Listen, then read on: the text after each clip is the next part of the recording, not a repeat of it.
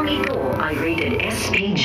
Striktong patnubay at gabay ng magulang ang kailangan. Maaaring may masisirang tema, lengguwahe, karahasan, sexual, horror o droga na hindi angkop sa mga bata.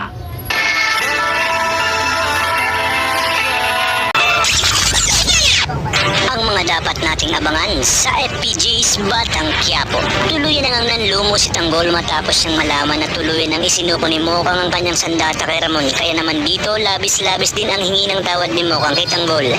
Maya-maya pa nakarinig ng putok ng baril sa naending. Kung kahit agad na sinabi ni Mokang na tumakas na si Tanggol dahil hindi niya kakayanin pag may nangyaring masama dito dahil lang sa kanya.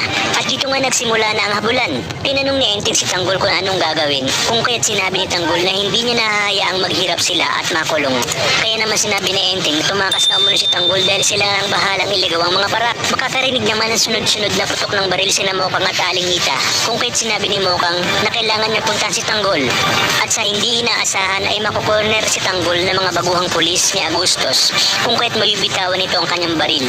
Dito na sisimulang basagin ang mukha ni Tanggol ng mga mayayabang na pulis at sasabihin na pasensya na umano si Tanggol dahil sila ang nakabangga nito. At nang tutuluyan na nila si Tanggol ay agad itong kinuha ang kanyang baril.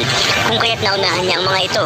At nang nakalabas si Tanggol ay dito siya makikita ng kanyang ninong Mando at magmamakaawa siya na patakasin siya at dahil may mabuting puso nga itong si Mando at maawain kay Tanggol ay hinayaan niya na itong patakasin.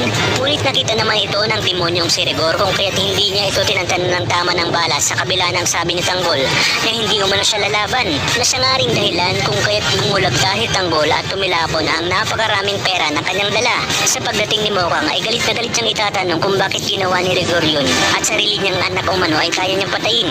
Dahil lang kung kahit magtataka na nga si Mokang na hindi talaga tunay na anak ni Rigor si Tanggol. Sa inyong palagay, dito na kaya maikikwento ni Mokang kay Ramon ang nangyari sa kanyang kaibigan na si Tanggol. Kung kaya dito na rin malalaman ni Ramon ang buong katotohanan na hindi niya pala tunay na anak si David at binilog lang ang kanyang ulo ni na Olga at David. Kaya namang kapamilya, kapit lang dahil marami pa tayong dapat abangan dito lang sa pambansang teleserye ng Sambayanan, ang FPG's Batang Quiapo.